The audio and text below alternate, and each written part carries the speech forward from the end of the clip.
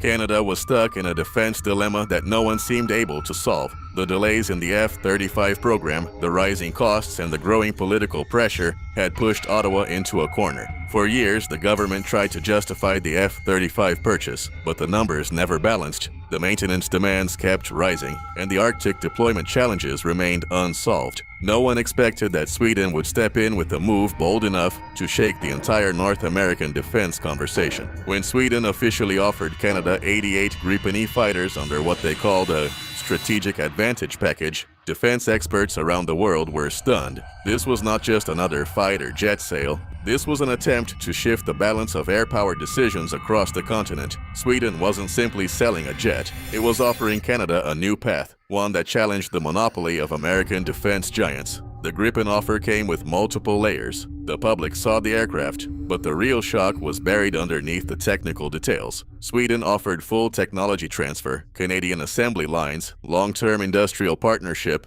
and the promise that Canada would gain near-complete sovereignty over its fleet. No foreign lock-ins, no secret software codes, no permanent dependency. For Canada, this was a rare opportunity. The country had long struggled with the limitations placed on foreign aircraft. Every time Canada bought American fighters, it gained power in the skies but lost authority on how to upgrade, modify, or even operate those jets independently. Sweden broke that pattern by offering something no one else dared to offer: total operational freedom. The second surprise was that the Gripen E was specifically optimized for harsh environments similar to Canada's Arctic. Short takeoff capability, cold weather resilience, ultra-low operating cost, and rapid turnaround time made it uniquely suited for northern missions that even the F-35 struggles with. Canadian military analysts had repeatedly warned that the F-35's heavy maintenance needs would be a nightmare in isolated Arctic regions. The Gripen, meanwhile, was built from day one for rugged terrain, highway landings, and rapid deployment from remote bases.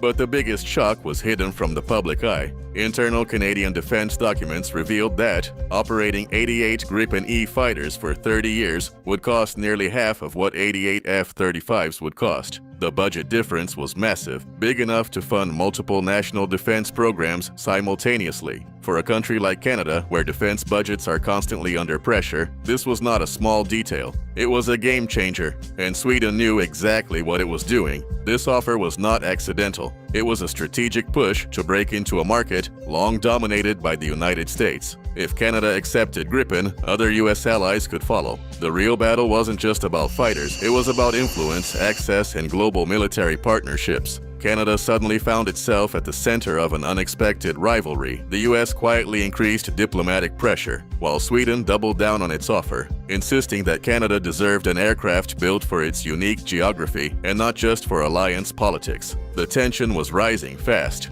And just when analysts thought the situation had reached its peak, Sweden revealed something even more surprising, something that changed everything about the offer and made the world ask, is Canada really about to break tradition and pick the unexpected fighter? As Canada reviewed Sweden's proposal, more classified information began to leak from Ottawa's defense committees. What surprised analysts the most was that Sweden wasn't just offering aircraft, it was offering Canada a chance to become a major aerospace power alongside Saab. According to insiders, Saab proposed setting up a full production and upgrade facility directly in Canada. That meant Canadian engineers would assemble, test, maintain, and even modernize the Gripen fleet on Canadian soil. This was unheard of. The United States has never allowed Canada to build or modify F-35s independently, mainly because the F-35's classified technology must remain under strict American control. Sweden, however, had no such restrictions. They made it clear that the Gripen was designed to be an independent fighter, capable of operating without relying on foreign approval. For a country like Canada, which values sovereignty, this was more than appealing. It was empowering. But that was just the beginning. Sweden's offer included deep Arctic integration, heated hangar modules, mobile support units that could deploy across frozen regions, and specialized cold weather avionics packages designed specifically for the Northern Hemisphere. Sweden understood that the future of Canadian defense was in the Arctic, a region becoming increasingly contested with rising Russian activity.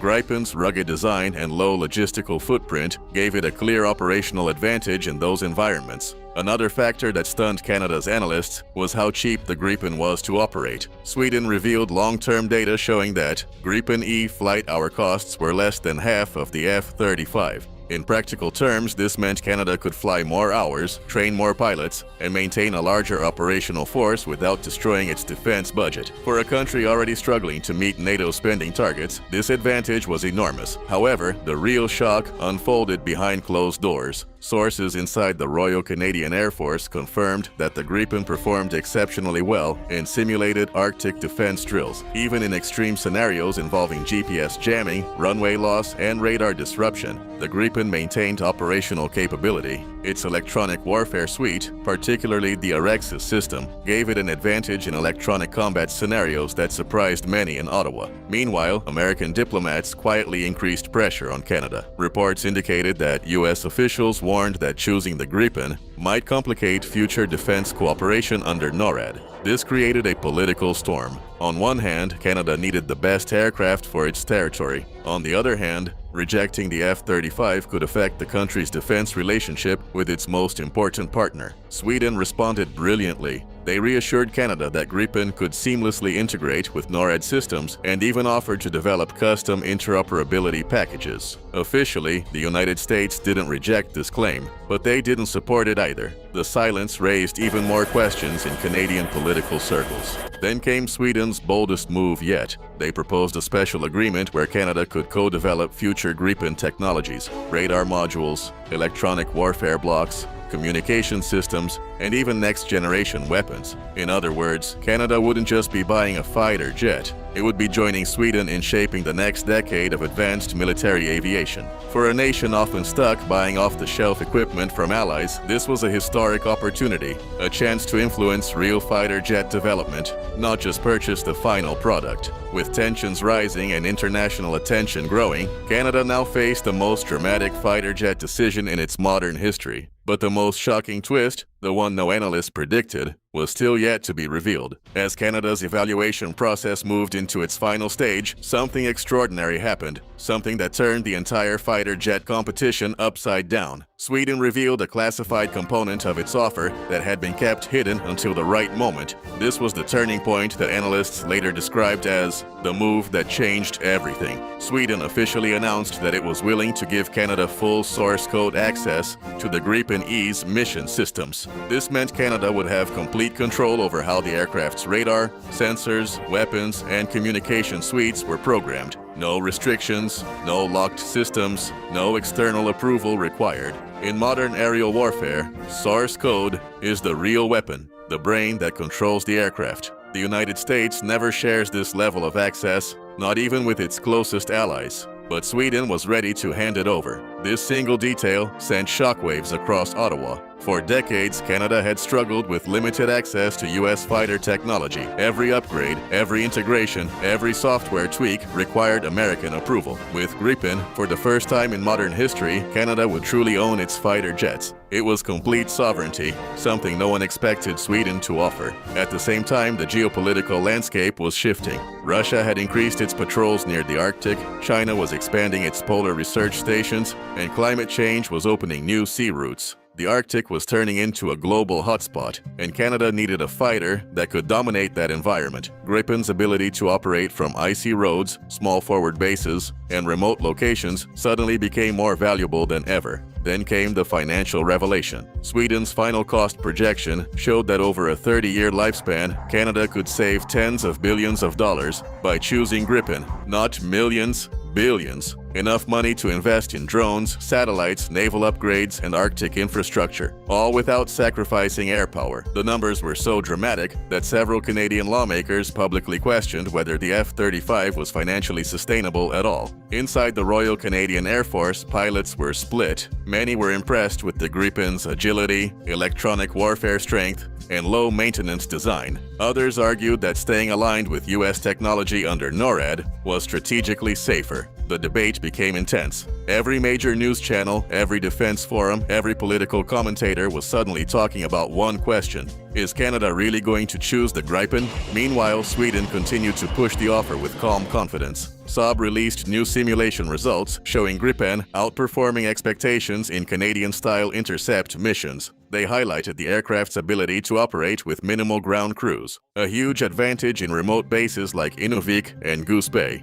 And to add even more pressure, Sweden announced it would include a guarantee that Gripen E could be upgraded locally for the next 40 years. But the final twist, the twist that shocked even international observers, came from Sweden's Ministry of Defense. They quietly proposed a joint Canada-Sweden Arctic Air Superiority Initiative. This program would share intelligence, develop new cold weather technologies, and even co-create future drones specifically designed for snow-covered operations. It wasn't just a fighter jet offer anymore. It was a long-term strategic partnership. For Canada, this changed everything. This wasn't just about picking a plane. It was about picking an identity. Choosing Gripen meant choosing sovereignty, independence, and Arctic specialization. Choosing the F-35 meant choosing deep integration with the United States and staying aligned with the world's most powerful air power network. Canada's decision would shape the next 40 years of national defense, and both options carried massive consequences. As analysts waited for Ottawa's final announcement, one thing became crystal clear. Sweden hadn't just offered Canada a fighter jet, it had offered Canada a future. And for the first time in decades, Canada had the power to choose between two completely different visions of its military destiny. The world now watches closely, wondering which direction Canada will take,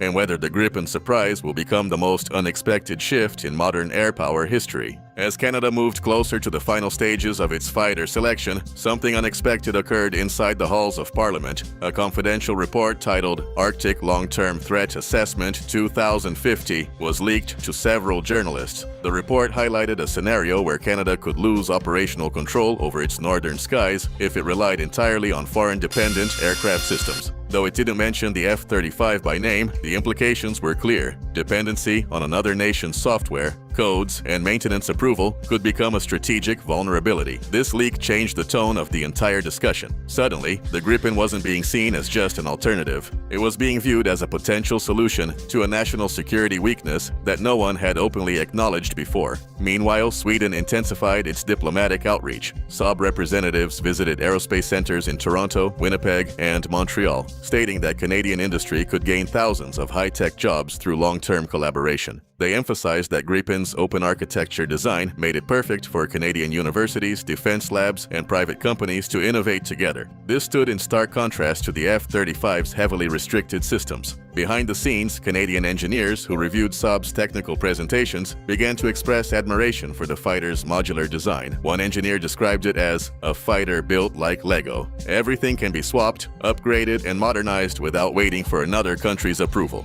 That kind of praise rarely appeared in public, but internally it carried weight. Then a new revelation added heat to the already intense debate. A defense briefing disclosed that Sweden was willing to let Canada integrate any weapon of its choice into the Gripen, American, European, or even Canadian-made. The F-35, however, required U.S. approval for every single weapon integration. This raised a simple but powerful question in Ottawa. Should a foreign country decide what weapons Canada can or cannot use? Public opinion began shifting. Defense forums exploded with discussions, and military analysts on Canadian TV began openly questioning whether the F-35's stealth advantage was worth giving up long-term independence. Gripen's advocates argued that the fighter's exceptional electronic warfare capability, low operating cost, and Arctic adaptability made it more suited to Canadian missions. At the same time, certain U.S. officials subtly hinted that rejecting the F-35 could affect cooperation in other defense programs. This caused political shockwaves. Some Canadian leaders were uncomfortable with the idea that their choice of fighter jet was being pressured through diplomatic channels. Sweden responded by reassuring Canada that its defense decisions should reflect its national interest,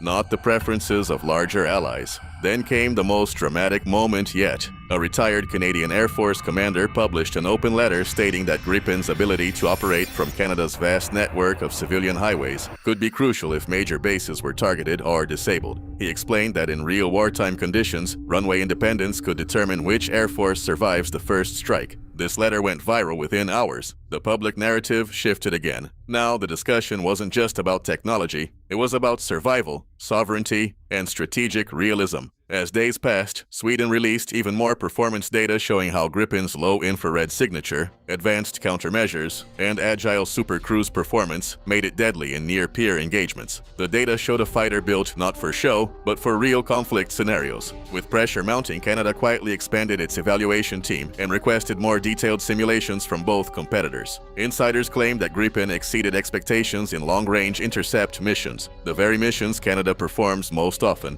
By now it was obvious. Canada was no longer comparing two fighter jets. It was comparing two futures. One future where Canada relied heavily on a global superpower for decades, and another where Canada stood shoulder to shoulder with Sweden, shaping the future of Arctic aviation with full independence. As the final decision approached, experts around the world realized something extraordinary. This was no longer just a procurement choice. This was a test of Canada's identity, its sovereignty, and its vision for the next half-century of national defense. And the world waited, because the next chapter would decide whether Canada would follow tradition or make one of the boldest defense decisions in its history.